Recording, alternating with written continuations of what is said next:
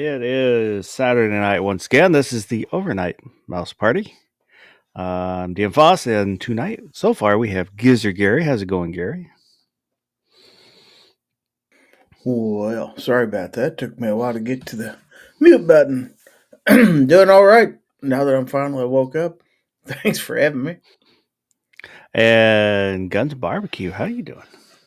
It's going all right. I got the new photo printer set up, and I am pumping out prints. It takes a little bit longer than I would like for it to, but luckily I've got a week to do it, so doing pretty darn good.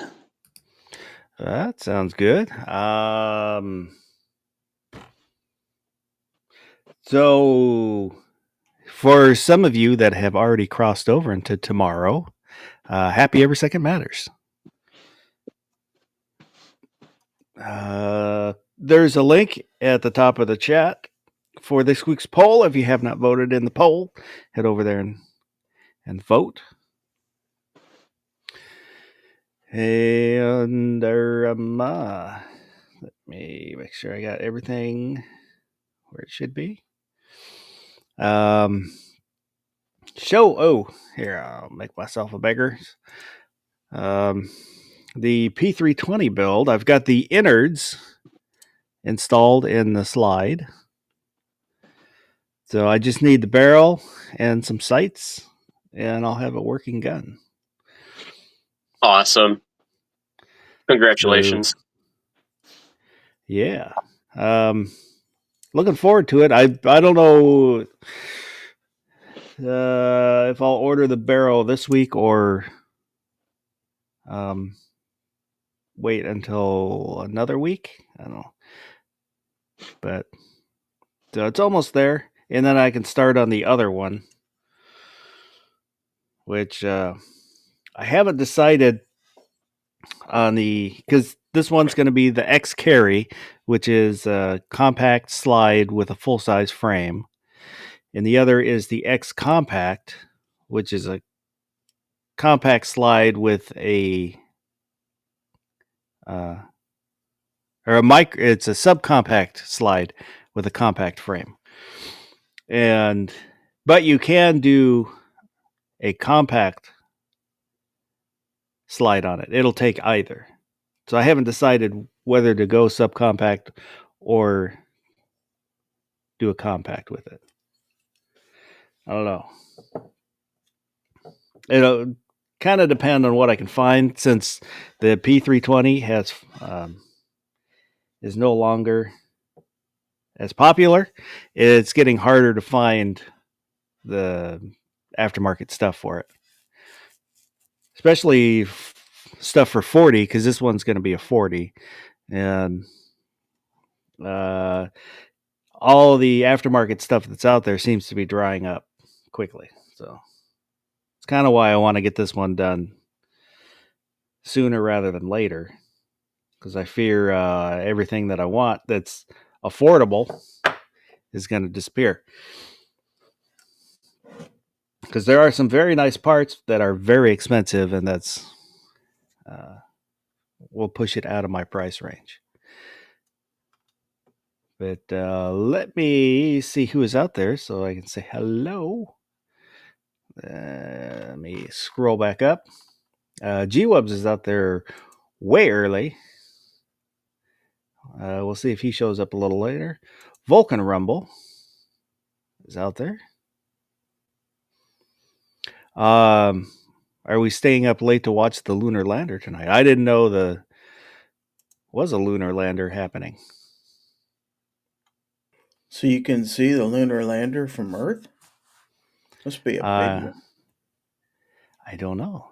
Atelos is out there. Mostly here because I'm bored. Well, I'm happy to have you. Gunpowder Beauty must be up with a fussy kid or something. Ew, you let her in here?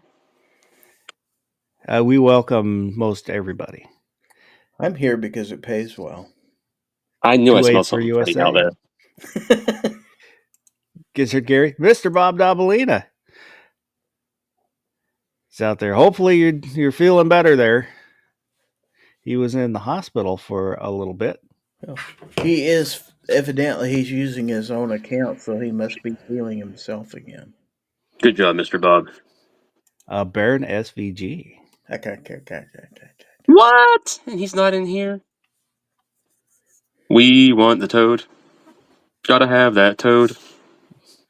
told Guns you and so. Barbecue. Yeah, Woods. Woods is out there.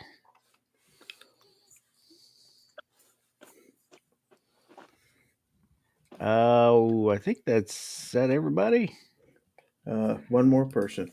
George Uh-oh. Grayson Cat has joined us. Well, he didn't put a comment out there, so I. Oh, he does it. He does it in a different way. Uh I think you're about to see his comment. oh. Gave us the stink eye. Uh-oh. Not sure. There we go. Something weird kind of happened, but show. How are you doing, G-Webs? Fair to Midland. Thanks for hosting. Appreciate you being here. Like Gizzard says, the paycheck makes it worth the while. Mr. Bob said he thinks the lunar lander is supposed to land at 6:42 p.m. Eastern. Who's dropping the lunar lander? You guys are getting paid? That'd be about time we go to bed.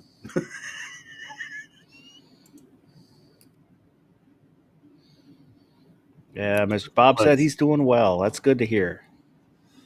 Best news I've heard all day. Gunpowder Beauty. Nope, toddler is still at Nana's, and older two have been asleep since 9.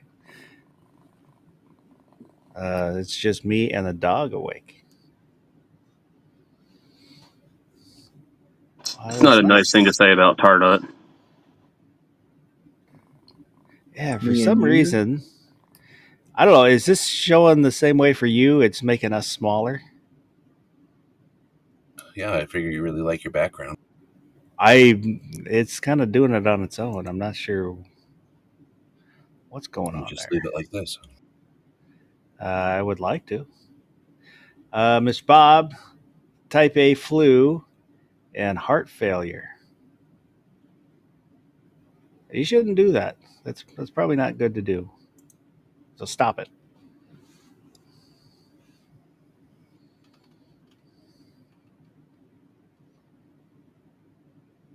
Or else.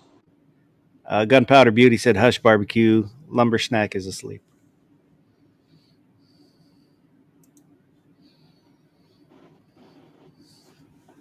I want to say something about 44 Magnum, but I feel like that's low-hanging fruit at this point. I do want... I have a single action 44 Magnum, and I want a single action double action. Kind of after Ozzy Osbourne got his, then I'm like, God, I kind of want one of those. Both are amazing. So every now and again, I'll eyeball that Taurus that he got.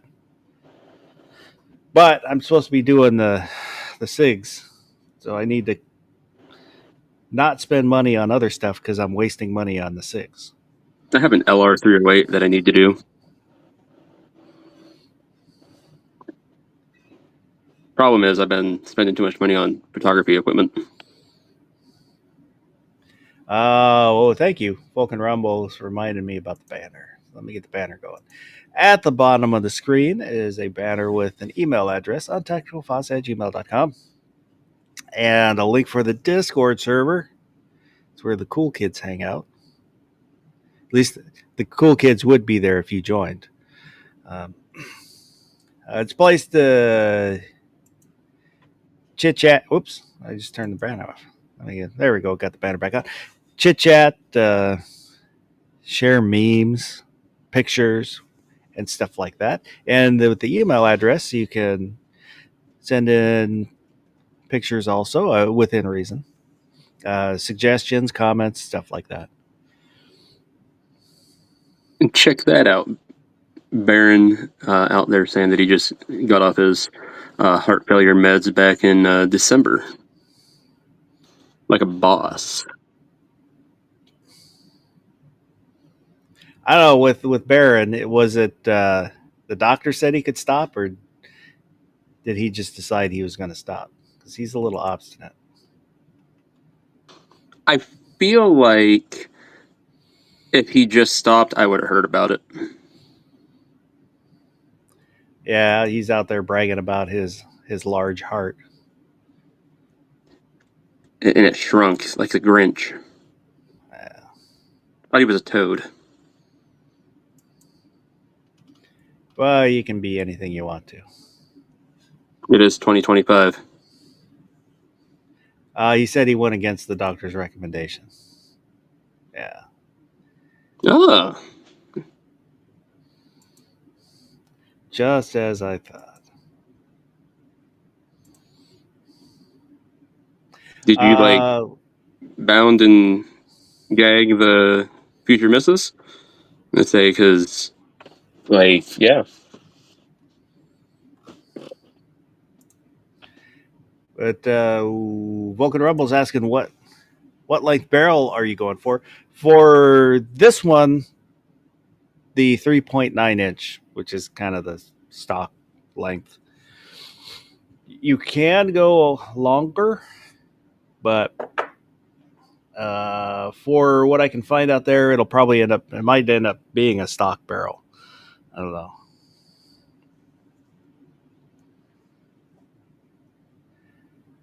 Yeah. Don't know why I think it's minimizing in the same way like when I click on a chat. So for some reason it thinks I'm clicking on a chat. I don't know. Ozzy Osbourne's out there. Asking, what did I get? When you got your Taurus, your 44 Magnum. I'm a little jelly. Totes jelly, as the kids would say. Chlamydia. Chlamydia? No, I don't want that. He can keep that. Yeah, he should have been washing things off better. Chlamydia, chlamydia, have you met chlamydia? This is kind of annoying. Stop it. Yeah, there was a girl when my son was in grade school named Lydia. And he mentioned Lydia, and I started singing Lydia, oh Lydia. And then I remembered, oh no, that's probably not a song for kids. So I told him, hey, forget what I just said. And he's pretty good. He's like, whoa, forget what?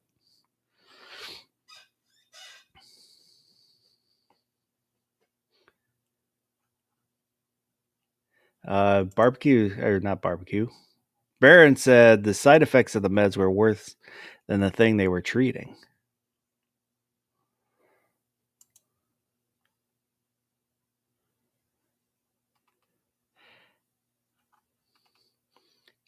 So, oh. Justin Grimm joined the Discord. Haha. One more. Got him.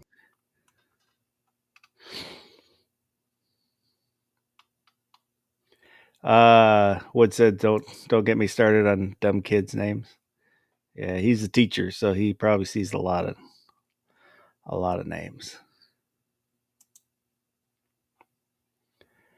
But so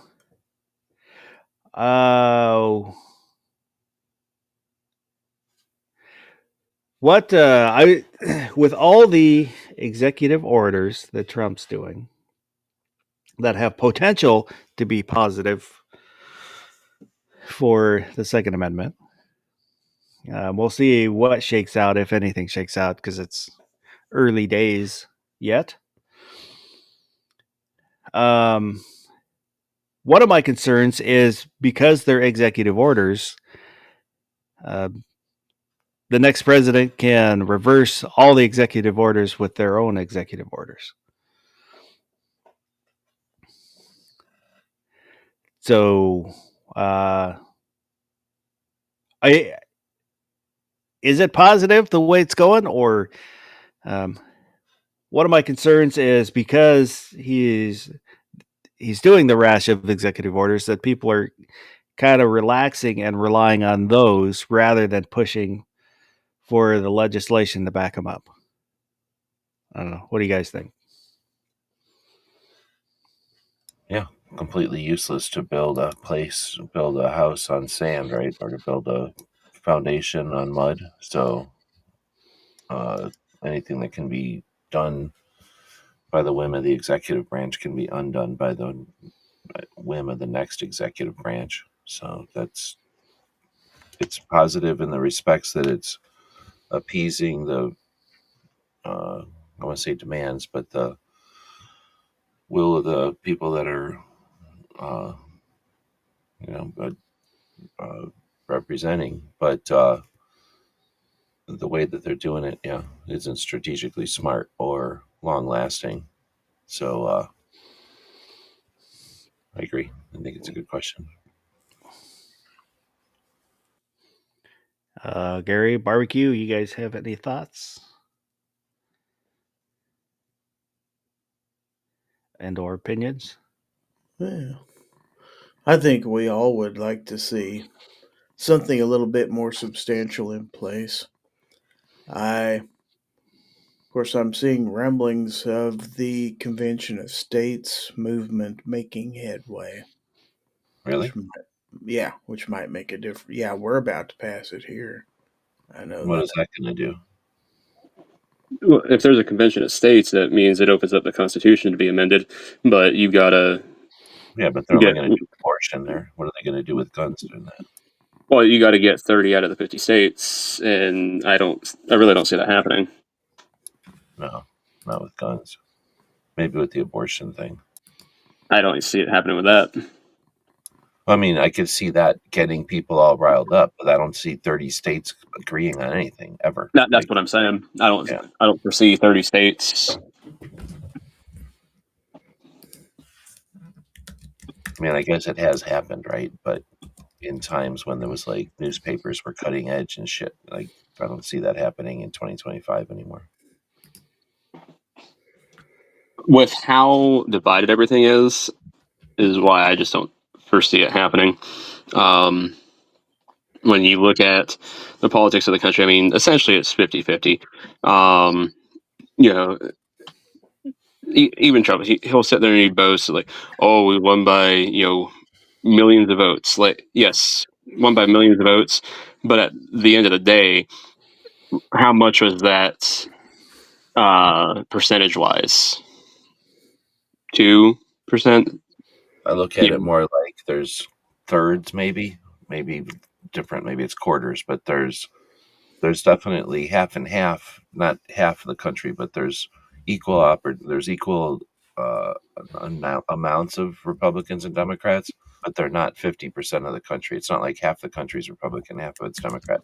More like 60% of the country is Republican and Democrat. They're 50-50.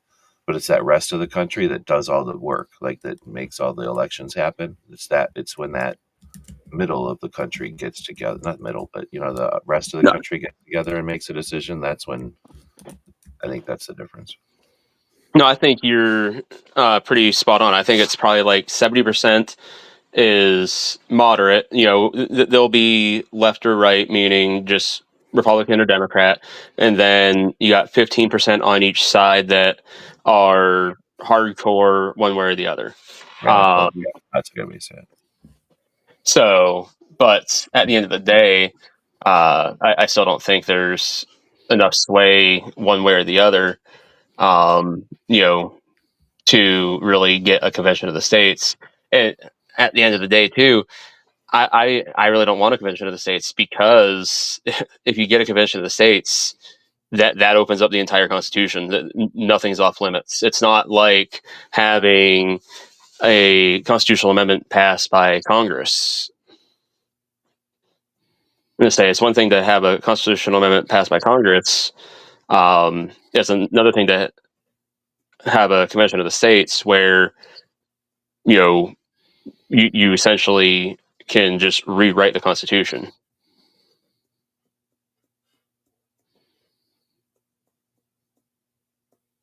So that's a dangerous line.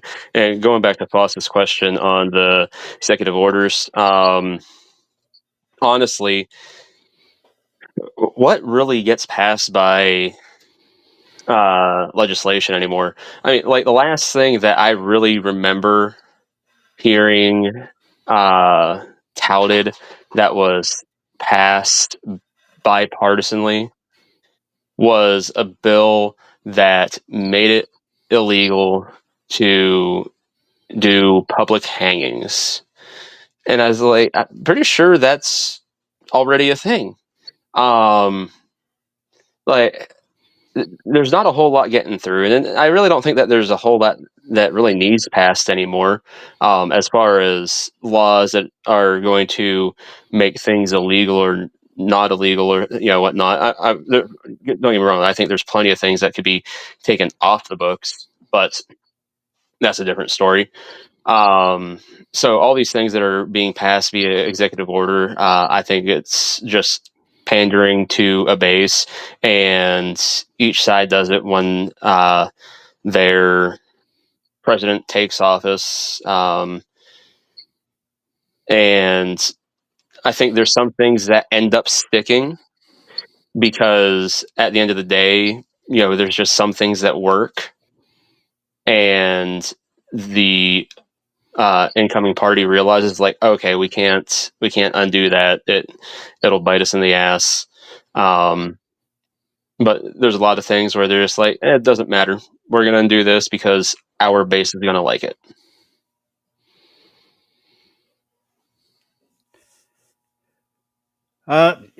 Yeah, it would. It's the executive orders is possibly temporary relief, and like to see some movement on something by Congress or the Senate. Supposedly there's a national constitutional carry bill that probably isn't going anywhere. I heard it was in some committee, but hasn't made it out of that committee, which it's different than national reciprocity. National reciprocity is your state allows you to carry, so every other state has to recognize that right.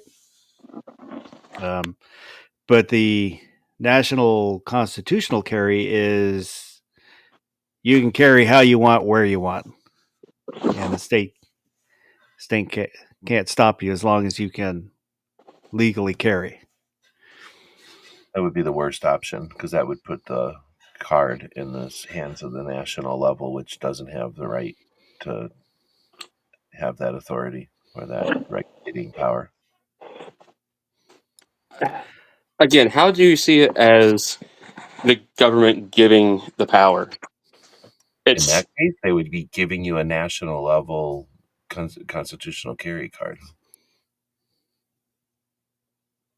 Well, I haven't about a card.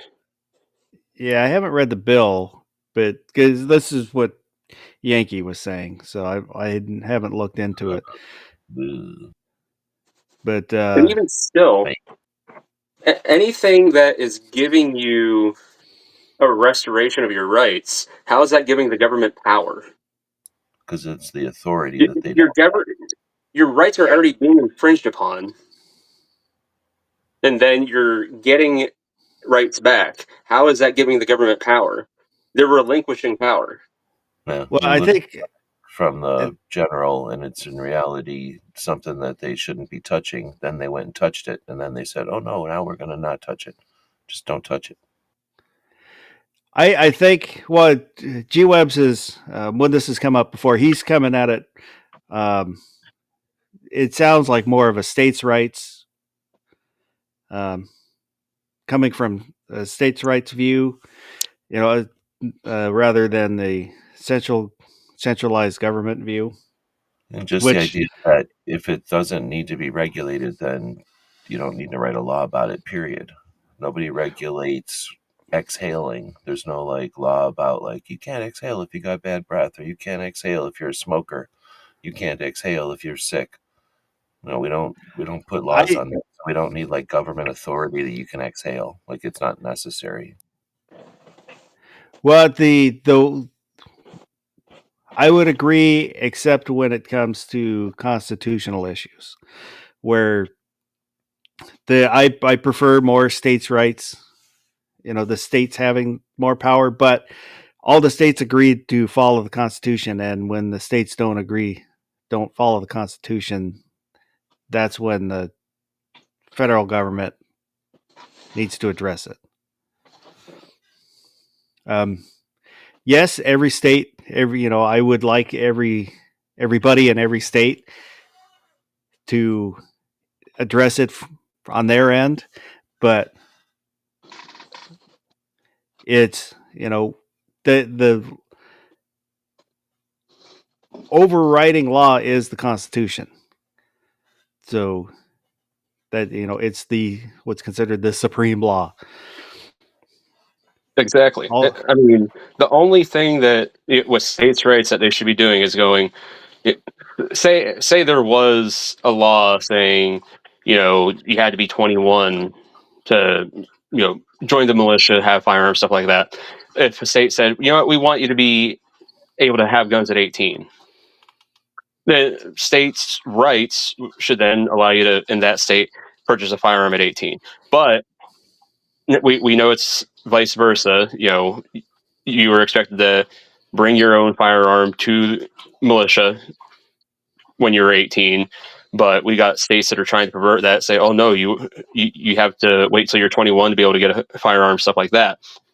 No, these states should not be allowed to do things like that.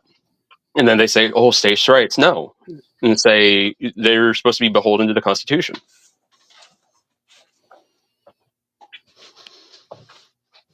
I think it was 1938 that said, or whatever that Miller one was, that said, not our Miller, but the other Miller, the old Miller, said that the Constitution is the hold in the hands of the government, not the state. So it's the federal government, not the state, that the Constitution applies to, and that's why states can say whatever they want about whatever they want. Well, we covered it when we did the Constitution. The 10th Amendment, anything not in here, or whatever one it is, 10th Amendment says anything not in here is states.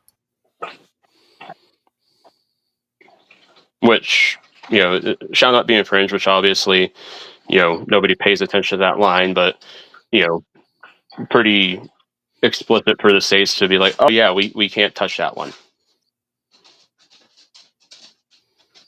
And the other 9 amendments before it, pretty clear states should not be messing with any of those. So anyway, I think we're just getting into a debate that we've had a long time. What I would say is the differences that were, the question is, what was originally, will presidential, what do they call it, executive actions have any like lasting authority? And I think the reality, or as I've been paying attention to this now for about 10 years, paying attention to it, we win with the pot thing. Like pot didn't get whatever status it's in like, I don't think it's 29 states. I think it's 26 states or something. It's behind guns. But pot didn't get to where it's at with a government law or a state doing something and setting the example, anything. It was just a bunch of people were smoking pot, I suspect, and getting sick of going to jail for it. So when it came up on the thing to be a changed, everybody was on board with it. But I don't Well, think that there was like a bunch of pot dealers handing out like vote, on HR 17 or whatever. So I'm gonna. I agree with that's the way I would like to see it. So then I'm gonna go finish with. Then we need to just make a change in our awareness, and I don't think that's gun owners suing people. I don't, because if that would have won, we've been doing that since 1975. Like we've been suing people since 1975 with Second Amendment Foundation and Gun Owners America and a little bit with the NRA. Like it works every once in a while, but fuck that. If it was going to work, it would have worked, and if it was going to work, it would be leaning towards it's going to work. I don't think we have 29 states with constitutional carry when people are seriously concerned about blood in the streets because of lawsuits. I think lawsuits, you know my opinion on it. So I really think that what we need is a change in awareness on guns. Same way we had a change in awareness on drunk driving. It was, I don't know if it was cool, but it wasn't, it was not, it was tolerated. It was not untolerated for like a long time. And then when we were all young, Gizzard Kai remembers it more because I think it happened like when he was aware. We were pretty little, I think, when the drunk driving campaigns happened. But they made drunk driving not cool and reckless. And luckily, they weren't able to succeed trying to make guns reckless because they tried that kind of shit on guns. And the reason it didn't succeed is because inherently guns are not that more, they're not reckless. But anyway, I think if we just put our minds to it, we have so many people in our community now that are sitting around with the skill sets of like marketing and messaging and like research and just awareness of so many real facets that we're all hopefully going to look at this and our kids will laugh at us for waiting so long. But we can change this by just making guns not scary to people who allow guns to be scary to them. And we have a few, back in the day, I couldn't have said this because too many gun owners were whatever you call like your redneck, who were happy to just scare a liberal or whatever. Like, oh, I'll use my gun as a prop to scare a liberal. And I think that's funny for some reason. Like back in the Rush Limbaugh days, that was more prevalent. I mean, that's probably out there still. But most gun owners I am aware of, not just the ones I talk to, but the ones that I'm aware of, understand that there's no gain in just scaring people with guns or mocking people. And we're already in a place where just a few changes, we don't have to walk in lockstep. But the same way that we all, for example, never touch the fucking trigger, when does anybody who picks up a gun put their finger on the trigger anymore? Like, that's just not even a thing. And it's not because we're shamed or we're lectured about it. We just don't do it because it's smart and we see other people easily put their finger straight out. And how many non-gun people pick up a gun and keep their fingers straight out just by watching us? We just don't understand the power that we've got, and we fucking don't have leadership that will understand that and point us in those directions, because it would just happen naturally. This whole like take someone to the range, what if that's, I don't think that's the best thing, but that's an amazing thing. I mean, taking somebody to the range is accomplishes a lot. And if that was a campaign, if some suicide stuff was a campaign, we would end the numbers against us and we would end the amount of people that just hate our property and therefore hate us. I'll quit ranting, but I think that we can change this. And it's not a presidential thing. It's a, I don't know what to call that, but it's an awareness thing and just a change in culture. I do not disagree with you. That's the strongest way to make it happen. But I still think that when it comes to the Constitution, and it's, I know because everybody, this is a muddled thought, so I'm trying to word it well. Am I yelling, by the way? I turned my volume way up the other day and somebody told me that made a change. No. Okay. No, you're good.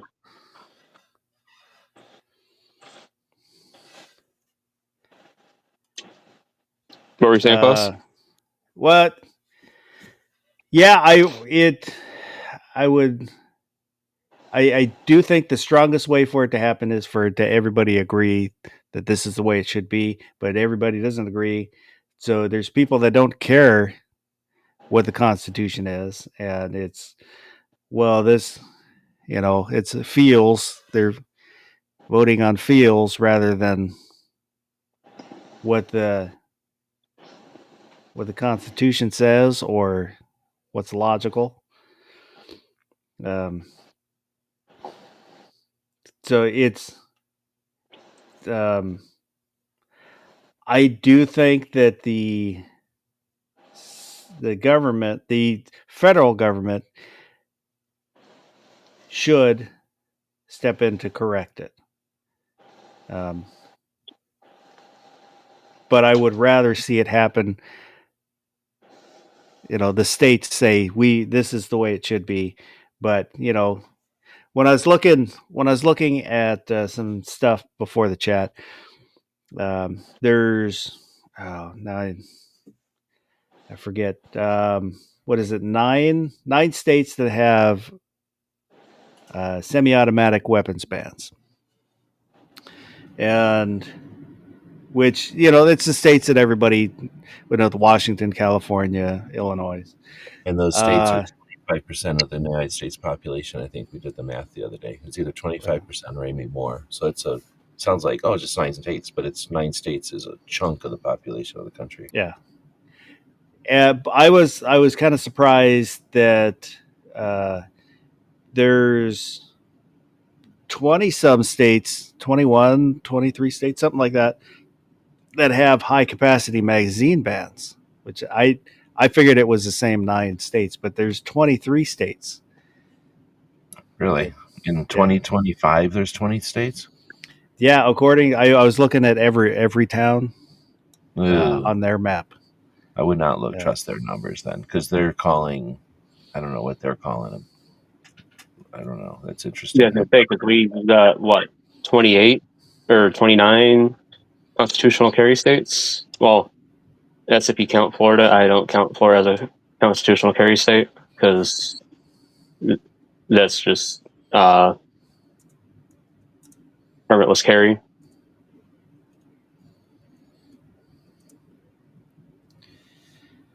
Oh, so yeah. I kind of lost the thought. Well, there's amount of states that have assault weapons bans and then high capacity magazine bans. So, you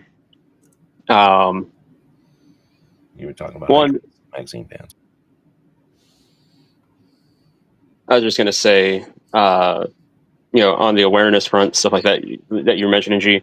Perhaps it's because you're insulated with the firearms owners that but a lot of the firearms owners that I get to be around, or like I've mentioned for many years now, they are your, what people would label as your, poster FUD.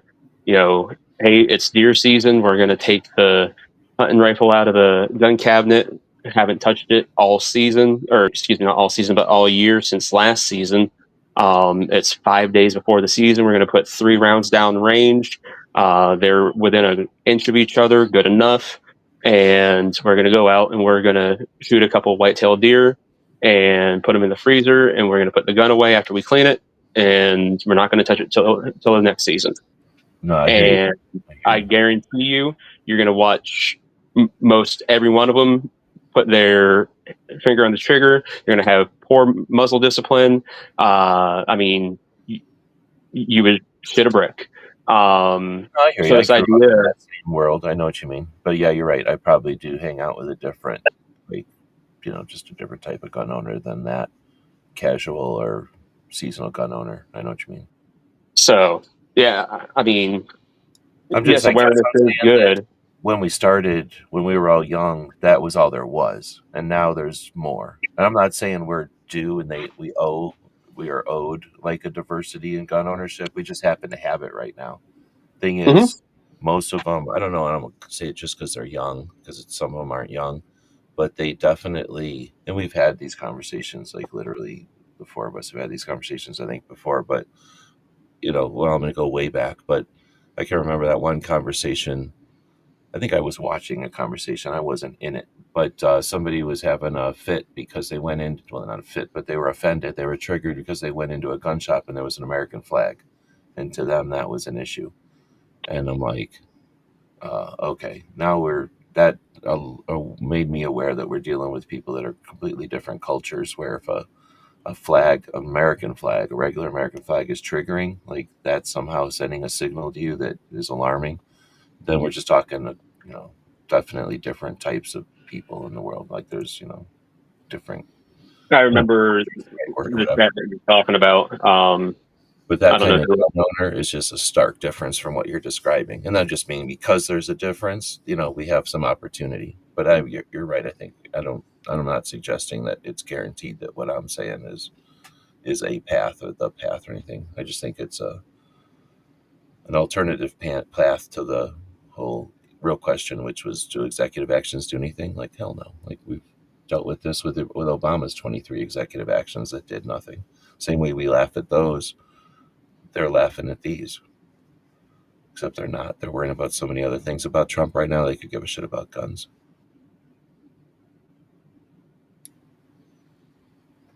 Did you ever figure out where you were going with the magazine bans and the assault weapons bans in a number of states that have them?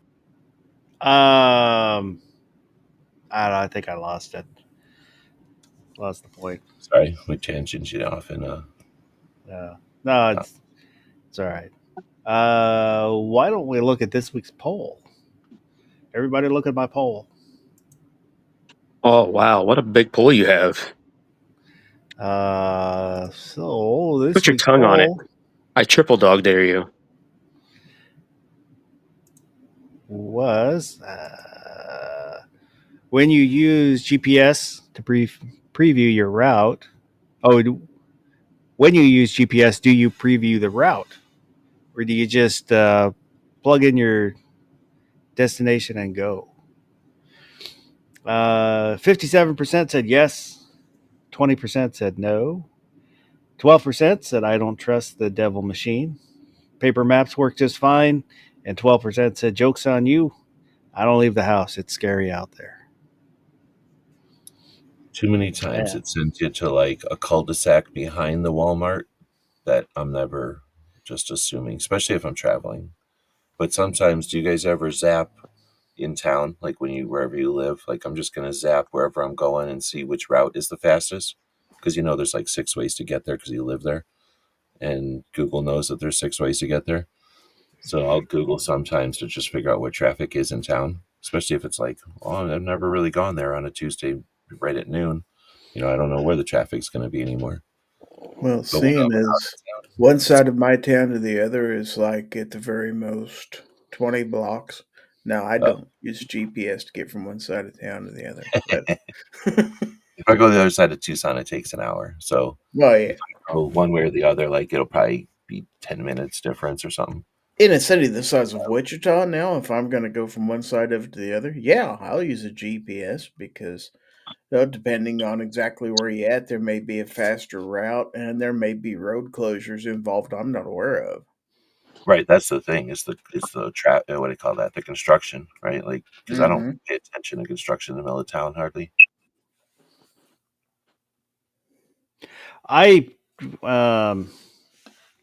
If I use the GPS, I will preview the route many times, and I'll switch to the satellite view and then go in and look at specific, look at the exit, look at the turns, buildings around that. So I'm trying to get as familiar with the route as possible. I am very good at getting lost. Back when go ahead. No, you go ahead. I was just going to say, luckily, I am also good at getting unlost, but I get turned around pretty easily. So I was just gonna say, back when I could still see and drove truck, they'd always send us routing, which we had to follow the routing, which sometimes sucked because like we wouldn't be allowed to take the toll roads, things like that. I mean, we could take a portion of them sometimes, depending on where we were, but so in like GPS would want you to just take the toll road the whole way across like Pennsylvania or something, and you're like, oh, I can't do that. So like, especially in those times, like you better know how to read a map and know what road signs you're looking for, all that good stuff. But you know, I'd always punch in my destination into the GPS, and I would still double check on the GPS everything that it's having me take. Then I would go into my atlas and double check everything that the GPS has to make sure I didn't have any low bridges, no weight restricted bridges or anything like that that I was going to be coming up to. Because just because it's a truck legal GPS. What's that? How do you know about them? Is it on a map, or you just have to know? It's in the front of the atlas. So in the front of the atlas, each state will be listed, and there will be restricted routes for that state. And it will say for restricted routes, it might say US 27 bridge 13 feet 4 inches. So if you're over 13 feet 4 inches, you're not going that way. Okay, but there's a few of those things that they can literally list them in the front of the atlas so that you can, if you're paying attention, if you need to know, you can. Yeah. All of them. Okay, that's cool. Yep. Yeah. But so, and like I put in the comments, I would tell all my trainees, GPS means guaranteed prison sentence for truck drivers, because if you're willing to follow this thing, I don't care if it's a truck legal GPS or not, you could get yourself into a lot of trouble. And if you're dumb enough to follow a car GPS or fucking Google Maps, like you will get yourself into trouble. So even after I would double check my route, check everything out in the atlas, stuff like that, I could send in for local directions, get those. I would then go and look up everything on Google Earth.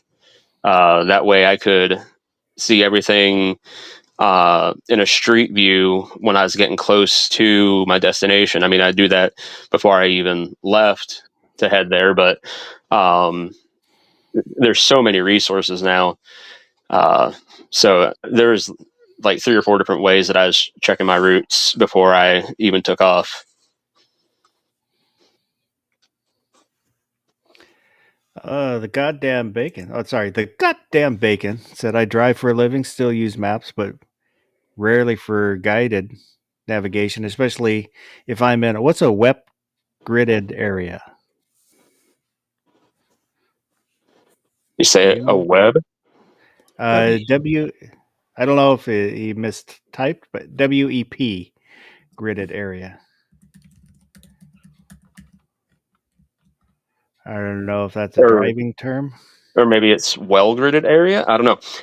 The only thing I can think is it's one of those, like New York is laid out in blocks. Like you got A, B, C, and then it's like 300, 400, 500, shit like that. So perhaps something like that. We could probably solve a lot of this, and we wouldn't have to waste all that paper, because there's probably an extra page of paper because of this on every atlas that's ever printed.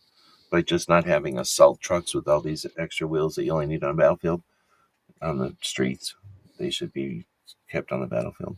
Well, just build shorter trucks. Yeah. They have those. They call them pup trailers. There's a YouTube channel, 11-foot bridge or 11-foot bridge, and it just shows. It's because there's so many trucks that hit that that bridge. It's got its own dedicated web channel now, so you can watch trucks hit that bridge. Yeah, it's pretty epic. Like my favorite one's the U-Hauls and the Penske trucks that hit it. Like as soon as the U-Haul or Penske truck sees it going down that way, like you think you just like, no, stop, turn around right now. Well, you think they could put up like there's a place right by my house, and I'm not even in the town or nothing, and it's like a thing that can tell if a car's coming, and when a car's coming, the thing starts flashing. It does. I think it does now. Yeah, the problem is people are too stupid, and they will see that, and they just get scared, and they keep going. They added, over the years, they've added a steel structure in front of it, so they hit the steel instead of the concrete bridge. And there's flashing lights and signs. The thing before you hit the building. Yeah, well, instead of being like some of the parking garage ones, you hit them and they move. This does not move. Chain. Okay. Isn't it like a railroad bridge or something? Something like that, yeah. The one I've seen is a railroad bridge that you're talking about. Yeah. Yeah. The bridge ain't going anywhere. Every time they hit it, the bridge ain't even taking it's like that bridge is not going anywhere. So yeah, there's people that ignore the flashing lights and the signs that say, that show the height, and it's probably a bunch of them just don't know their height. They're gonna put out their cameras and figure out that there's really a coyote that keeps like scribbling on their signs every time they put something up. He's painting, trying to get a painting tunnels. Yep.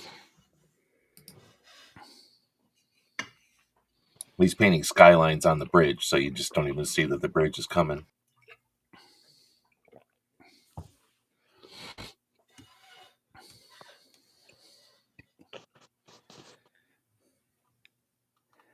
But yeah, I don't believe in driving. People should just get all their stuff from Amazon, and then they wouldn't need to drive anymore. The streets would be empty. The goddamn bacon said not well, meaning streets that follow a specific pattern.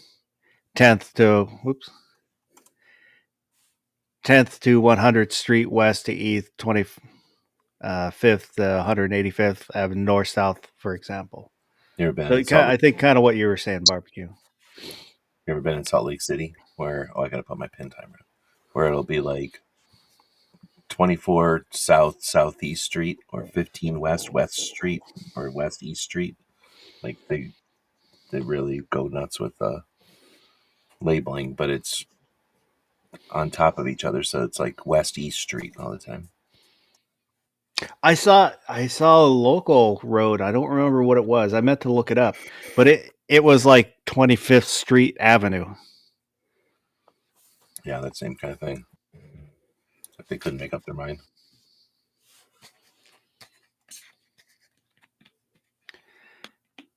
So thank you to everybody that voted in their poll.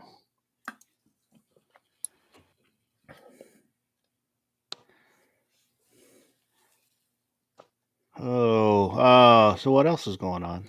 How much money has the world saved now that there's GPS from like back in the old days when people would get lost all the time? Whoa. What was that? What's a whole lot of fuss? Why is there two fusses? I don't know. It added. The screen is a thing, and you turn the screen off, so it doesn't know what to do. You have to tell it to turn off your screen sharing also. Duplicity. Ooh. Well, let me see if I can. Hopefully, this does not remove me. All right. Ooh. Well, I did. I clicked the stop sharing screen button. So I don't know if there was an update to the software, and so there's some glitching going on. Yeah, you're definitely having some weird issues. The goddamn bacon said, "Man, you're not wrong. Salt Lake City is an interesting case. their grid is centered around the main church, if I'm not mistaken. Yeah, and like everything south of the church is like southwest, or there's like some rhyme or reason to it, but if you don't understand it or don't know all the streets ahead of time, it just starts getting really crazy. And a lot of their streets are diagonal, so they have a grid with diagonals running through it, and a highway. Wood said that's too much mouse. Can you really have too much mouse?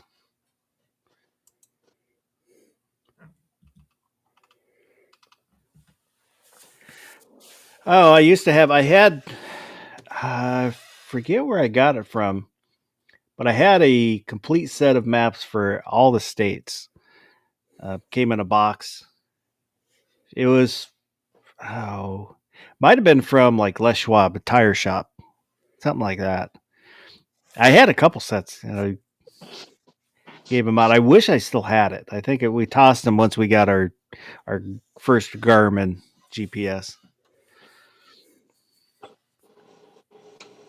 And back before that, when I had my first motorcycle, my wife and I would just go out and ride on the weekend. Just take off until we didn't know where we were. Then we'd stop at a little store and buy a map so we could figure out how to get home. Yeah, you can go to a place like a gas station and just look at their maps too. Like, you know what I mean? Like, especially in Atlas, so you're just looking at a book. Like, you didn't have to. You didn't. You know that wherever you were going in the old days, there'd be a map there. And a lot of places would have a map, like at a rest area or something, like you are here, and then you'd have a map of the whole rest of everywhere. So even if you didn't carry one, you had maps available back in the day. I guess they're still available out there, but I know all the rest areas around here still have the maps that are like, you are here. We would, we'd take off on the weekends and just ride around for a while. And then got rid of that motorcycle. And then when I got my other motorcycles a few years later, and asked her, but yeah, hey, you want to go for a ride? And come to find out that she didn't really like motorcycle riding. She just liked spending time with me. And that was, it's like, oh, well, it was nice that she went with me. I would have liked it if she had liked it, enjoyed it, but now I don't have my motorcycles. Thing is, if you're trying to write a map while you're going down the road on a motorcycle, doesn't it just blow the map all over the place and you end up falling off the motorcycle? Well, you've just got to fold it right. I used to smoke while I rode. I used to catch bees in my helmet while I rode. Not on purpose. It just happened. It's like, frick. When I ride, I go so fast that the tires are smoking. I had I had a couple different helmets, but the one I usually had was a full face with a flip up, because it made putting my glasses on a lot easier. Yep. But it had the little vent hole right here, and every now and again you'd get a bug right there, and it's like somebody spit in your face, but they're spitting bug guts in your face. I always liked HJC helmets. I never had a modular, just standard full face. I just flip open the visor, put the helmet about halfway, maybe 2/3 of the way on, then slip on my glasses, and then finish pushing the helmet on. But when it was really hot out, especially if you're riding in town, you didn't have any airflow, and so I'd ride with my visor open. And the one day, friggin' bee just right in that little spot, up by your temple where like the ear pad and stuff has that little gap, went right in there. I was like, son of a. I have had, heading down the road and then you see a little spider come down.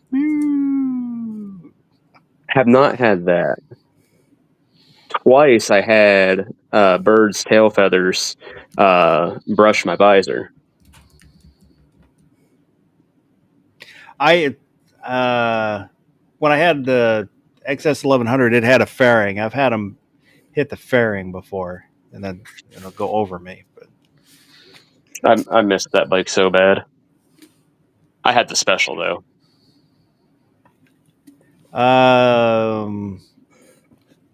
Mine had the fairings and the saddlebags.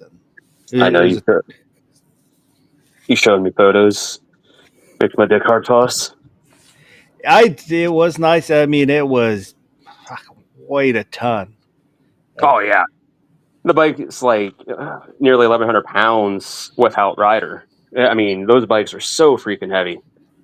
But they're so stinking Actually, fast. the special was almost 1,100 pounds without rider. I don't know exactly what the standard model was without rider, because the standard models were slightly bigger. So honestly, that could have very easily been pushing 12. Wouldn't surprise me. And that's the bike I took my endorsement on. There was, when I was taking the test, there's a guy that he was on an enduro, and he's like, "Hey, you can use my bike if you want." It's like, no, this is the one I've been practicing on. I should probably stick with this one. And I passed it. Right? Yeah, friggin' the state of PA actually has a program, and they provide all the bikes for people to take their test to get their license and all that, which is pretty nice. That way, if you don't have a bike, you don't have to worry about getting one and smearing yourself across the asphalt before you actually learn how to ride. But at the same time, I'm like, it's kind of dumb because you're supposed to go out and get a permit and all that fun jazz. And I'm like, well, if that's the case, how are these people learning to ride on a permit before they was go test always for their license? it was always kind of to me was a little bit funny is you pass you go down and say I want to learn, go to the DMV, and at least in Washington, I want your God, now I can't think of what you were just talking about. Motorcycle What were you just? Motorcycle safety course? No. The permit. You go down and to the DMV and say, "Oh, I'm thinking about learning to ride a motorcycle. I want a permit." They give you a permit so you can learn to ride a motorcycle, and then you can ride around town on your motorcycle with your permit, so that you can learn how to ride a motorcycle, and then take the test. So if you're in PA, if you had your, well, no matter what, you had to get your learner's permit before you could go test for your license. Now with your learner's permit, like with a car, you're supposed to, while you have your learner's permit in a car, you're supposed to be driving with a licensed driver. Yeah. So with your learner's permit, with a motorcycle, you're supposed to be riding with a licensed rider. Now you don't have to have somebody riding on the bike with you, but you're supposed to be riding like Chip tandem with somebody. Yes. So that was the idea behind that, but like for some people, like that's not an option. So you and unless you got pulled over, like there's no cop checking to be like, oh, you got your permit? Where's the person you're supposed to be riding with? Like nobody's checking that. I think so. You're only allowed to have like certain size of bikes, and you can't go on the highway or something like that. I don't remember that. Let's say, even if it was, like, again, nobody's checking it or anything. Because I mean, heck, in PA, I could go and buy whatever bike I wanted right now without a license or anything because there's nothing that says I can't. There should be a federal law that says you can't, but there isn't yet. Right? But yeah, because it's perfectly legal for me to own it. I just can't safely drive it. So, but yeah, the thing that killed me about my XS 1100 is it had a rev limiter on it. So when I was in Really? 5th gear, yeah. So going down the interstate, it would max out at $115. And the thing was, I still had 4,000 RPM before I would hit redline. I don't know if I don't recall mine having one, but I don't know if it did or not. Yeah, mine was probably some stupid California model or something. When I bought that bike, I went to the DMV. They're like, "So you realize you're going to be the 17th owner?" I was like, "Really?" They're like, "Yeah." I was like, "No shit." Wow. Yeah. I miss riding in general, but I really miss that bike. That bike was awesome. What motorcycle are you talking about? Mine was a 79 XS 1100 special. Yamaha. It was I don't know, if it wasn't so stinking heavy. I mean, I did like it. It was my vehicle. You know, I didn't have a car. That's what I drove for a while, rain or shine. You also had a 1979? Mine was somewhere in there. Wasn't really sure about the year because when I went the year on the title didn't quite match the if you looked up the VIN number. So it was somewhere in there, but it was never really sure exactly what year. But it would when they came out, they were the faster production bike. It would do 0 to 60 in I think like 4.3 seconds. Like they were stupid fast. The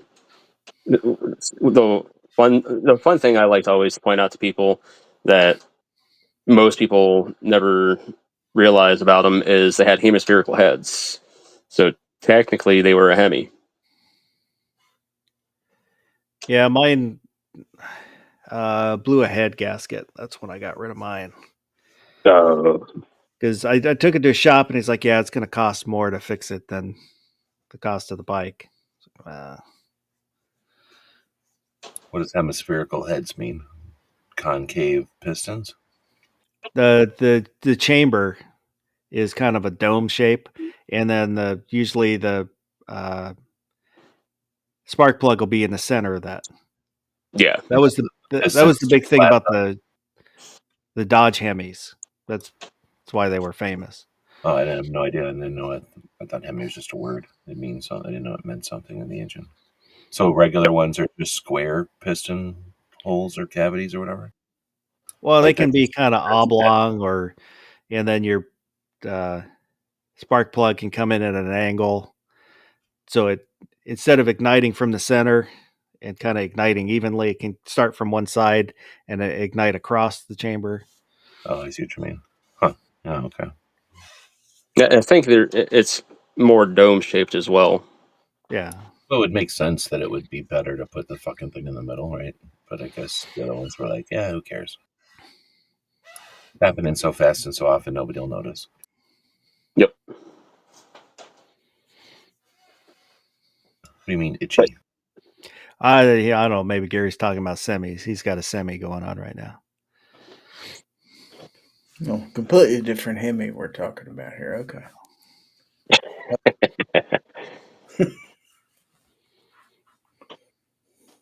Yeah, because I ended up with later bought the XS 850. Which it was okay. It was really buzzy though. The 3-cylinder, which was a pain in the ass to tune because you have to tune the 3 cylinders or 3 carburetors. I've owned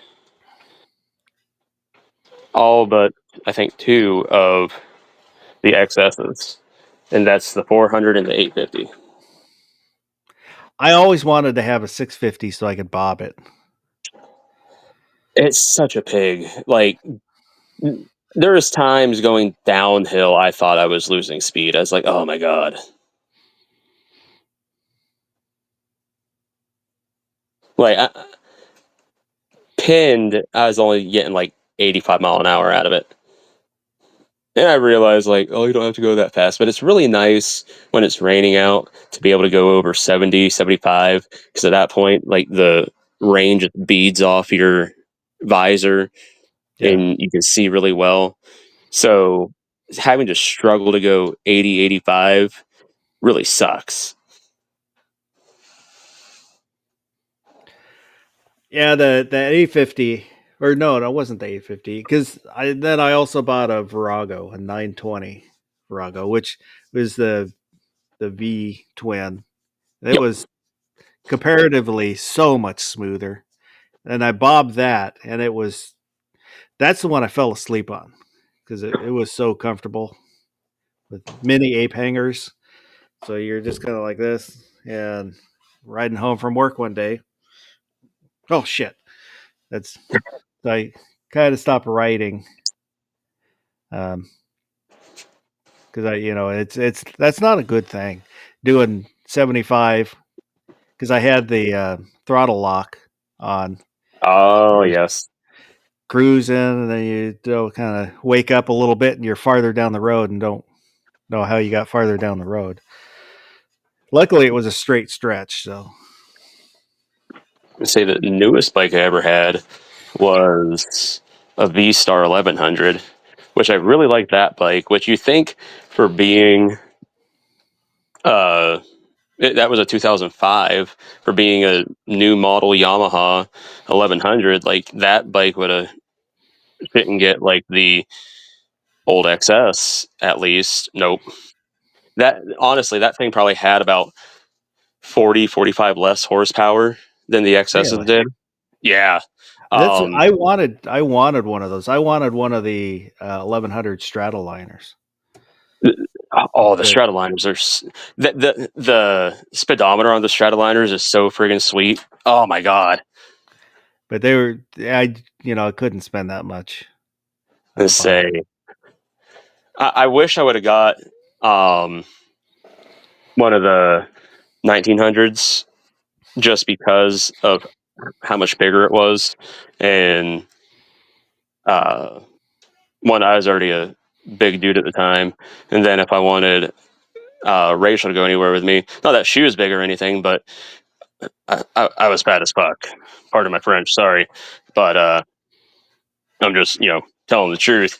And putting 2 of us on the on the V-Star 1100.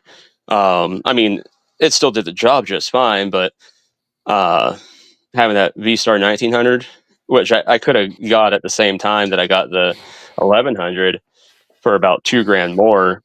But I'm offended.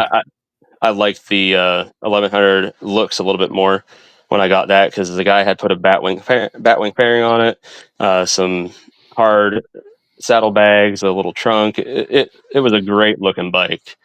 It was like a matte gray finish. I'll have to send you a photo sometime, Puss. And but yeah, I think it only was putting out about 50, 53 horsepower. Really fun bike to ride.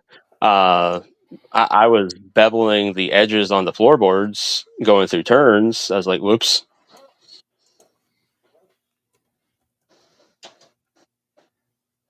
I'm offended. One, you sweared. Nobody at night I likes did. to hear swearing I on did. the internet. And then 2, you talked about fat dudes. Nobody wants to hear about fat dudes. But I didn't mention being naked. I still kind of want an FJR too. Yes.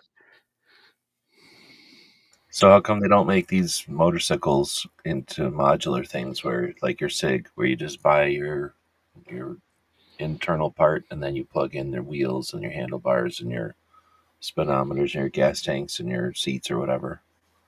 Because you would die.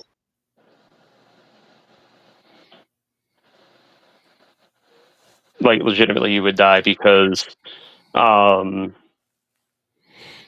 just adding things to it like that, either every Like essentially, interface, so it was like a big socket set. You just plugged I everything was going to together. say, essentially, like you'd still have to have all your bike models and stuff, and then you could just have like your erector set bike where people can just, you know, build it as you please type deal. Because like if you could just be like, oh, I want the front end of a FJR with the hard bags from Exactly.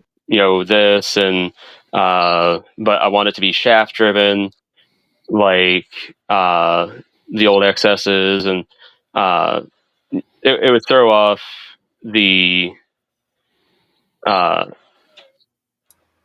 The big handling motorcycle and lobby, everything. the motorcycle And lobby, big motorcycle lobby would lose money. Why don't you just admit it? no, you would die. Like, because like if the front end's not raked right now, you're going through a turn or something, upsets the frame. Then you get into a tank slapper or something, you get thrown, and just bad news written all over it.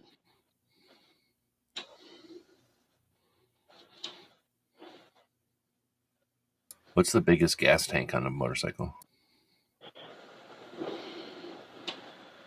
I'd have to guess probably on the Boss Hog, but I don't know for sure. Outside of that would probably be an adventure bike, I would think. What are we talking? 5 gallons, 8 gallons? 5, 7? I say, I think some of the like BMW Enduro style bikes will have like 5 gallon tanks.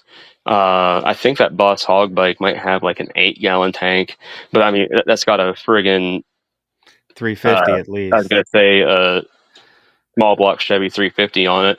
So it's not like it's going further; it's just sucking more gas through. Oh, it's stuck in a shit ton. Nobody puts, like, are they panners? Nobody puts gas behind you for long trips. It's funny because like you could go down to Bike Week down in Daytona, and you'll see those bikes down there, and there's just a bunch of smoke and steam and everything else rolling off of them because they're overheating so badly, because there's so much traffic down there. There's just constant stop and go, and those bikes need airflow going over the engine to keep them cool, and they just start overheating like crazy. There are bottles you can designed kind of for motorcycle riders. They're for gas. They look like kind of big water bottles. Yep. You strap on your backrest and stuff. Pour in the. Can you be driving and then pour it in there so that you never have to stop? I probably wouldn't, because you'd be wearing it. There's that, and it just sounds like a bad idea because flame or fumes or what ignite. Well, I'd be smoking. Yes, I'd be smoking while I'm doing it. I'm not going to stop smoking just because I'm pouring gas into my motorcycle right in front of my smoke, light a match, and use your cell phone all at the same time. Yep. I don't care about static electricity either. So I drive around in the hot desert area also. I'd also recommend doing a burnout while you're doing that. I was going to say also, I think to improve motorcycles, I don't know why they don't do this. You put your enduro tire on the front and your street tire on the back, and that way you can just do a wheelie when you're on those highways and you go really fast. And then when you need to get off onto the outdoors, you got your enduro wheel on the front, so you're basically having a 4x4 right away. Well, an enduro tire is DOT street tire as well. I'm just saying you would never need to come down off of a wheelie unless you're a pussy. Some kind of wimp. I'd go through the drive-thrus on popping a wheelie. I have never popped a wheelie. I almost, What? when I first got the 850, but I mean, it's a heavy bike, so it's not really. I bought a motorcycle. I owned it for 8 years, and when I returned it, they were like, "What, did you just put a brand new front tire on here?" I'm like, "Nope, it just never touched the ground." Say, I wheelied a couple times with my XS 1100. Now, when I say that, Holy crap! right? I say because again, folks, bike that was almost 1,100 pounds without rider. It, never even thought about it until my cousin's buddy was running his mouth the one day, and he was like, $50 says you can't do it. And I was like, what? You can do it on every motorcycle. And if you clutch it enough, just about. All it has to be is like more power than the torque or some shit. Like it's got to be math, right? Like all motorcycles, I would think, could do it, unless it's like, I don't know, some crazy giant one or something. But you keep saying 1,100, like if that means anything. What's a regular motorcycle weigh? Like 200 pounds or something? No, even your like 600cc sport bikes are usually in the 400-pound range, and that's usually pushing the middle part of that. All right. I feel like I could push a motorcycle off of me then if it only weighs 400 pounds. Not 1,100. That'd be harder to push off. Or if it was on you, you know. Yep. Like when a horse is on you, you ain't getting a horse off you, but it weighs more than 600 pounds, I think.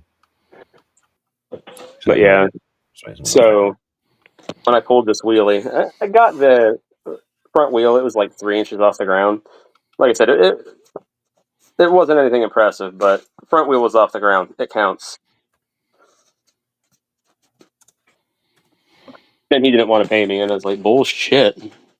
Typical horse weighs from 900 to 2,200 pounds, depending on the breed and how big it is.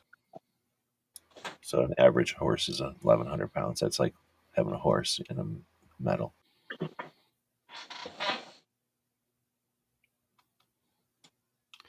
So the 78 XS 1100 is 603 pounds wet, so with all the fluids in it. The 81 weighs 81 when it's dry is 252 kilograms. And what the frick did? It's not even a weight. I say, because I was looking at the sticker on the neck of my bike for this info.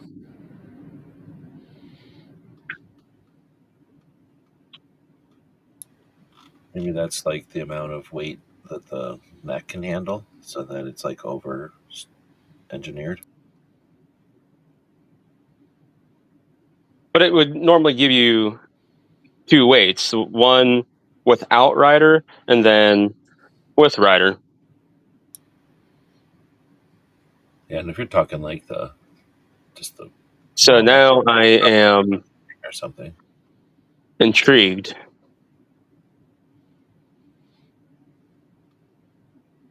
Instead of filling your tires with air, did you fill them with mercury?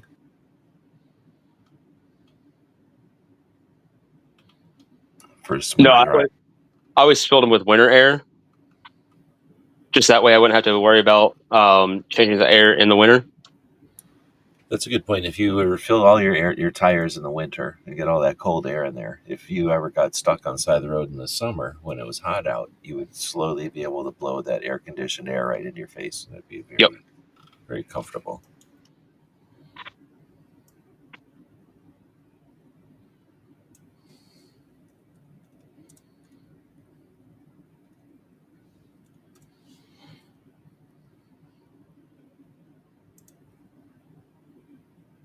An 800-gallon tank? What? I don't know what he's saying. I'm getting myself an 800 tank bike.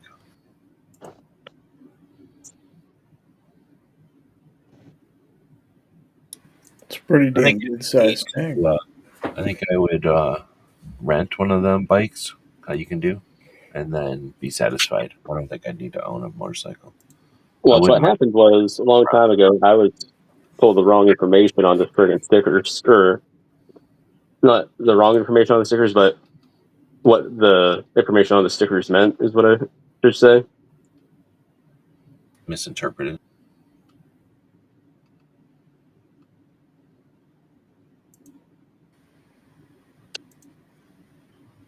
I feel like we talked about motorcycles more than we talked about guns tonight. Is that We because may the have. bracket is a bike bracket? No, there's no bracket. What?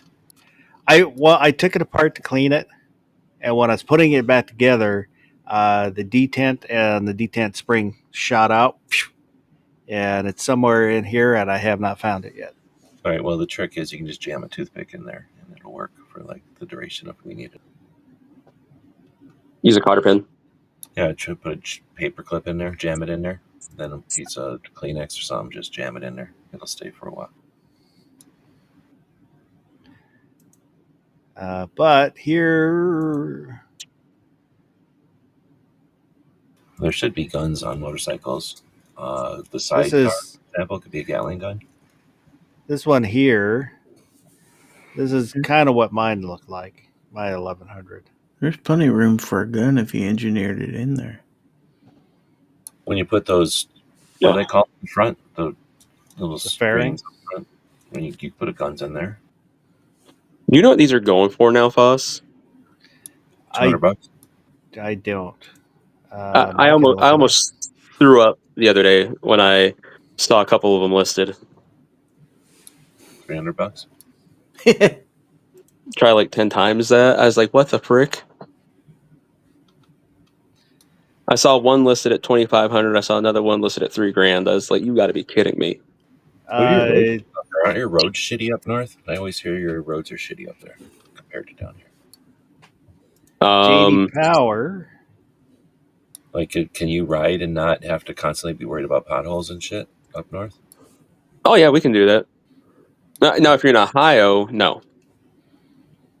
And I don't understand why Ohio's roads are so bad because, they throw a shit ton of snow so they don't have to plow as much. Or, excuse me, throw a shit ton of snow. They throw a shit ton of salt so they don't have to plow as much. So ideally, they shouldn't have as many potholes, but for some reason, they love to have potholes. Same reason Missouri does. They've got less of a highway tax, so they don't have the funds to keep their highways up. Shit, most of the cars are made in Missouri, so they win when everybody's cars get trashed because you got to buy more cars. On Cycle Trader, they've got them from 4,000 up to almost 7,000. Good God.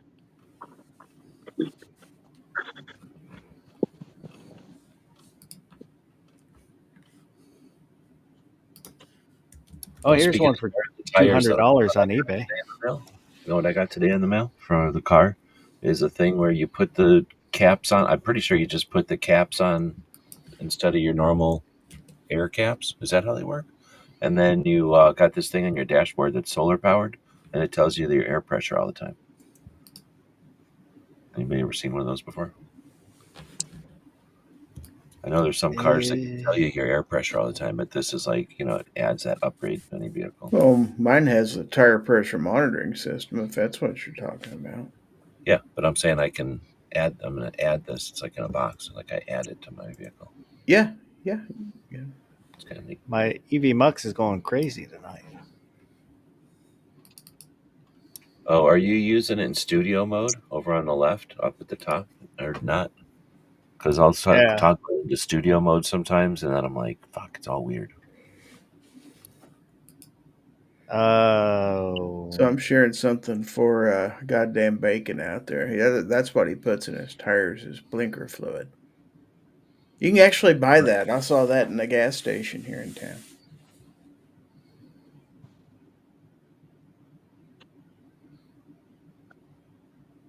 I wonder what flavor It also helps if you balance your tire with muffler bearings.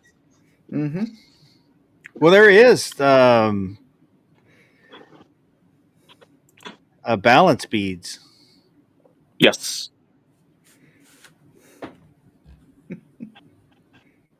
So to balance your tire, you put these. There's God, I used to watch his shorts on the YouTubes. The tire guy or something like that, and it'd just be him changing tires. But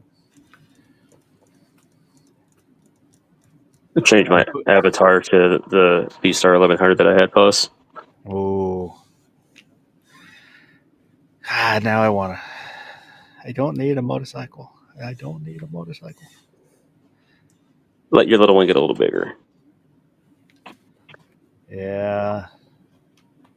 Then go through the midlife crisis and totally will need one.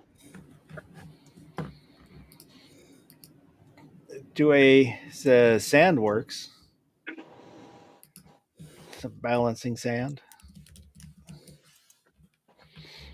Honestly, if there is a procedure that could happen where I could get my vision back tomorrow, I think first thing I would do is I go out and get a new bike.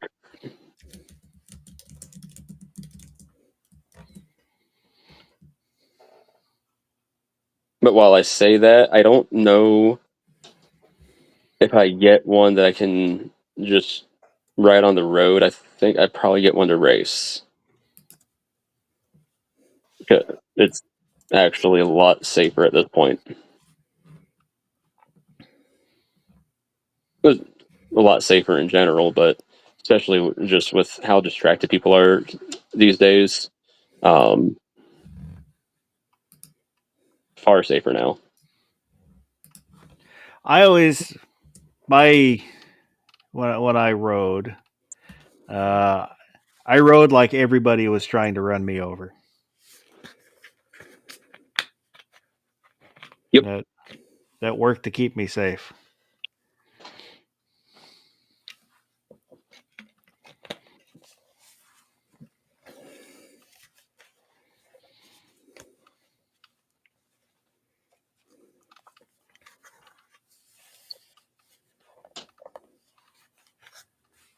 There's a really cool motorcycle museum in south of me.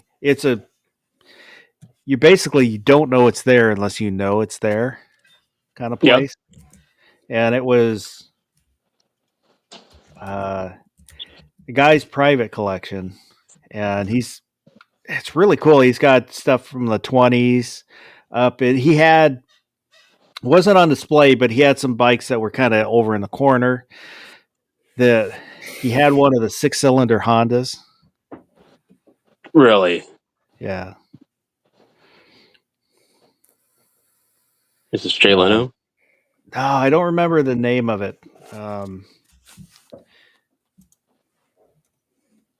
Let me see if I can find it real quick.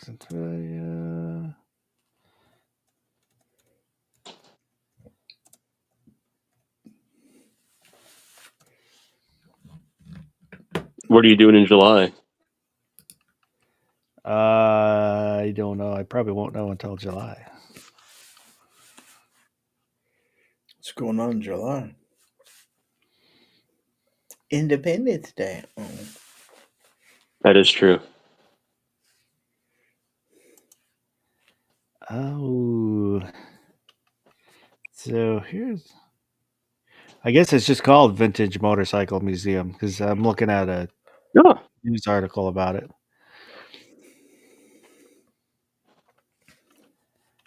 I was hoping they'd have pictures of it, but they don't have pictures of it. We used to have the Evel Knievel Museum here in this state, but it's moving to Las Vegas now. Did you jump a car to get into it? No, it's actually in the basement of a Harley Davidson dealership. Is he from there or something? No. Like I said, I've met Robbie Knievel. I'm not real sure why they decided to have it in Topeka, but there's a big Harley dealership that it's an old building, and it had a good sized basement. So they made that into the first Evil Knievel Museum. Evidently, it got too big for it or whatever, so they're moving it to Vegas. They'll get way more visitation there in Vegas. I mean, it's built for something like Vegas. Let's be real. Tourists don't come to Topeka, Kansas. So here is a video of the museum. Let's see if we'll get a copyright strike off of that. Really live out your biker dreams. They're not kidding when they call this place a vintage motorcycle museum. Some of these bikes, like the Flying Merkle, date back to 1913. If you say stuff over it, then Some of it's these bikes commentary, actually right? look like bikes. So if you say There stuff are about dozens playing, of then they would rides say it's here. We bad. call them rides or bikes Like interchange. Try and make it They all transformative. belong to Frank that's Mason, cool. a retired There you building go. Now we're contractor commenting. who You does make it not full have a screen? colorful biker nickname like I used to have. Um, He just loves motorcycles. Most Wow. of them will not exceed 45, 50 I think I miles used an to go to hour, a even the ones restaurant when with I was a sidecars kid, or on be them. taken But to a it's a restaurant real when I was a thrill kid. going I've down seen the this country video roads and just to before. hear the sounds of those 1 and 2 Really? cylinder engines just pop, pop, pop down the road and see the scenery. Life's I would been love to interesting. No, there's never a make a dull coffee moment, table and one day I out of a don't trade it for motorcycle. anything. The museum is currently open only by appointment, so if you want to get in, you want to give, let's call him Thunderstruck Mason, a call. You may wind up talking to his wife, Barbara. She goes by the nickname Lamb Chops. I made all of that up. Please, when you visit, do not call him by those nicknames. I wonder if, because New quick action. when I went, there's a very nice older lady that we signed in and all that. I wonder if that was her. Lamb chop. I don't Lamb know. There's lamb chops. Might have been. I remember Sherry Lewis, she had a puppet called Lamb Chop. Yeah.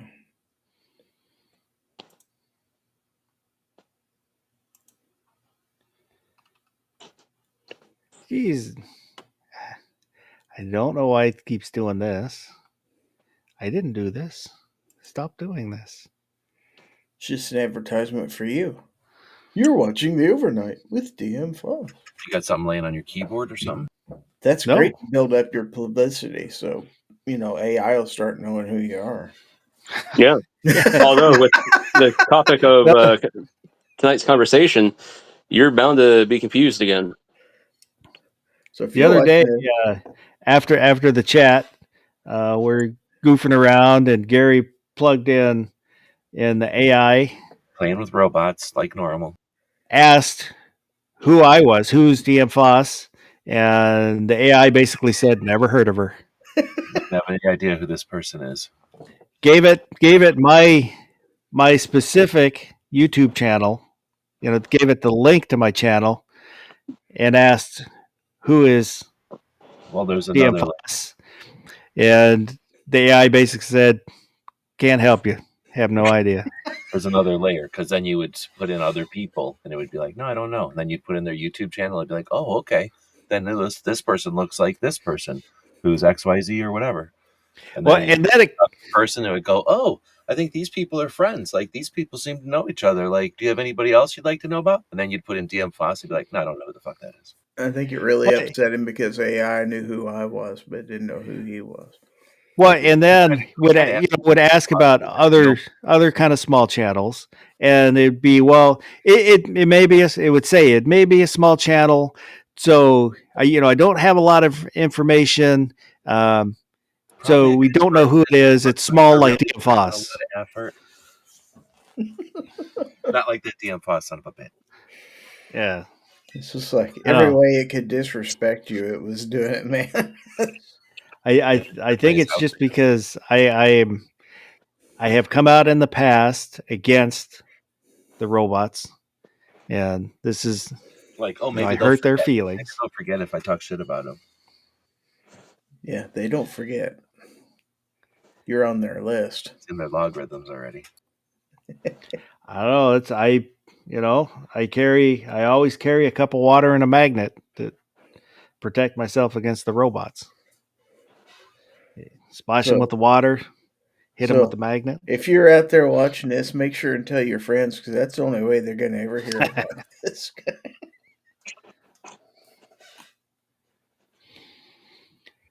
Oh, Mr. G Webs, Mr. Gun Websites. Oh, we're starting. You got anything coming up here you want to let everybody know about? You had second thoughts on the bracket? We're gonna do a bracket now. Late night extra bracket, they call it. No. Emergency bracket in case of emergency, break glass. Yeah, pull out one of them old fashioned ones next to all the board games. The offline version of a bracket. No, I don't have anything coming. Thanks for hosting. Gary, how about you? Well, we've got the new improved Foul Territory now on Monday nights. So we're going to jump right into it. I mean, we already kicked it off with 301 this Monday. And gee, just in a couple weeks, we've got St. Patrick's Day lined up right on Monday. How perfect, huh? We're going to have St. Patrick's Day party right on my channel. So, yeah, that and knife reviews, other stuff. Thanks for having me. Vulcan Rumble said Firefly has successfully landed, waiting for photos. I thought it was like 5 or 6:30. No, I have no idea. 2:45 or something. Or that's when the Eastern. So that was a private, what do they call it? Like trip to the moon on top of a SpaceX. So is it, I presume it's unmanned, right? It's a robot. Yeah, it's a robot going to someplace on the moon to take samples and pictures. Maybe prove something, but it's SpaceX and private individuals, not NASA. See, again, Brooke was asking what's so good, like what's something to celebrate, and I think we live in a pretty cool time. We're like already seriously on the way to putting stuff in Mars. We can, we're able to still touch the moon. India was just there, right? They said, and then I don't know, in our lifetimes we'll be touching asteroids, but I think that's a game changer once we grab asteroids and we can just pull resources that might be scarce here, plentifully off of asteroid belt. Then humans are not earthbound anymore. Well, here's the moon expedition I want to see is go to the Apollo 11 landing zone and somebody take some photographs so we can get all these damn people who saying we never went, shut but then they'll just say that we staged that whole thing too. Not that you can't see that stuff by telescope, but you can. But no, you can't. You can with the Hubble. Well, maybe with the Hubble, but not with. I mean, that's a long distance to look at optically. But I'm sure we've put things in orbit of the moon that could see it. I mean, it's been seen. We probably have other satellites that can see it. Because plus we have mirrors. We stuck mirrors up there. And what the fuck are we bouncing off of if we didn't go up there to put mirrors up there? We certainly didn't have robots that could do shit in the 60s. I mean, that would be more science fiction than anything, thinking that we automated a trip to the moon. We haven't even automated trips to the bottom of the ocean, right? No, you just send the rich people down there in tin cans. Well, I guess it wasn't tin. It was carbon fiber. I watched a documentary called The Meg the other day. Oh, we didn't talk about movies at all this week. I don't think I haven't watched anything. I know Gary hasn't watched anything. I ended up watching a TV series the last couple of weeks. So. Which one? 14 seasons of it. It's called Relative Race. Oh, you're still watching that one? I didn't know there was 14 seasons of it. I started watching the Daredevil TV show that was on, I think, in 15. I don't know why you'd want to watch a show about a race of people that are all related to each other. I was going to say something catty because it's put on by BYU TV, so they're all Mormons. Sorry, I'd cut you off, G-Webs. Oh, I was just saying I was watching the Daredevil TV series from 15, I think.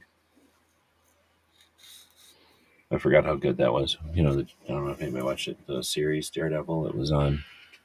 They did some other series like that too. Anyway, I this didn't watch it. second season is Daredevil and Punisher. So right now, Punisher and Daredevil are.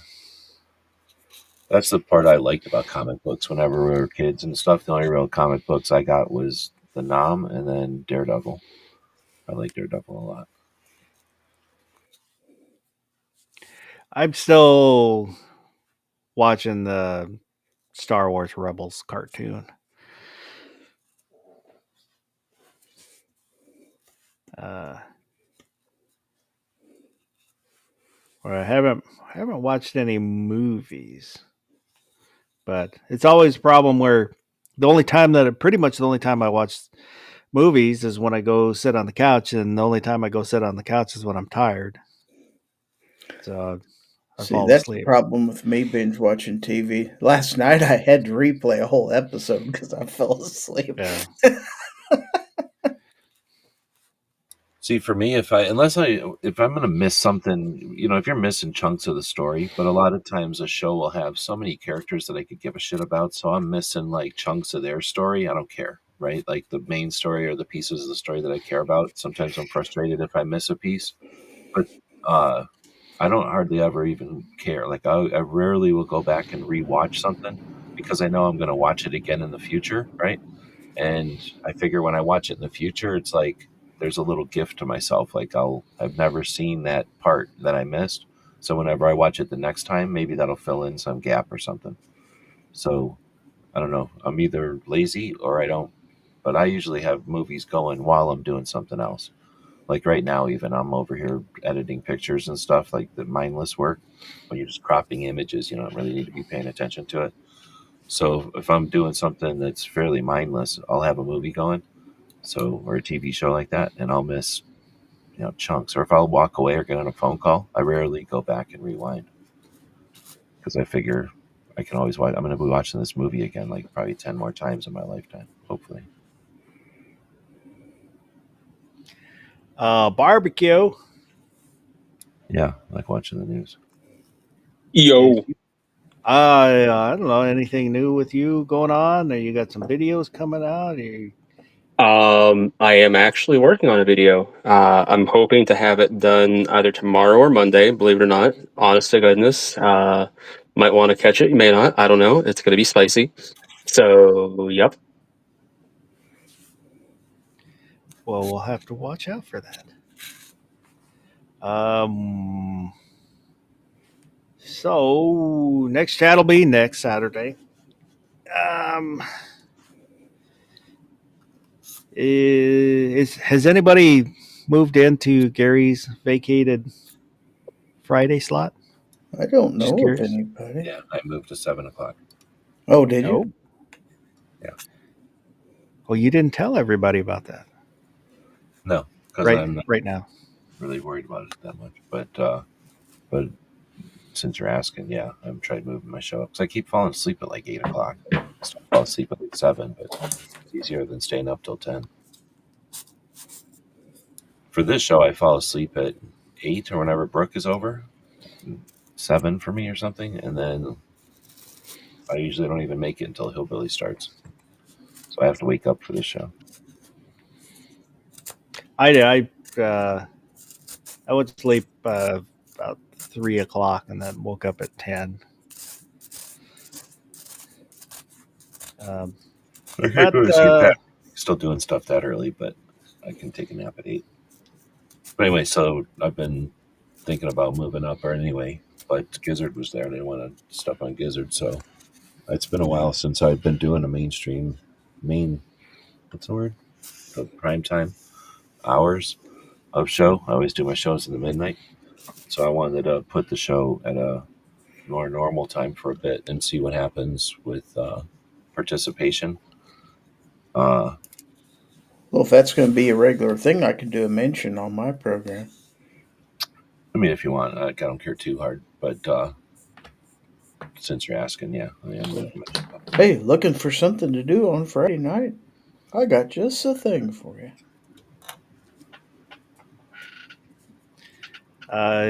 The goddamn bacon said I've been somewhat in Gary's slot. Giggity. I start like 1.5 to 2 hours after he does. Yeah, the goddamn bacon, he'll do like 8-hour streams. Mm-hmm. I'll wake up and he's still going. He'll be drunk when he starts and be drinking the whole time. I don't know how he does it. He's a madman. He's hardcore, I tell you what. I'll usually, when I'm at work, I'll kind of check in when I'm on break, see what's going on, and I don't say anything just because I know I won't be there very long. So, as I was saying, well, happy Every Second Matters to everyone. And other than that, hope everybody has a good rest of the night and go do something good.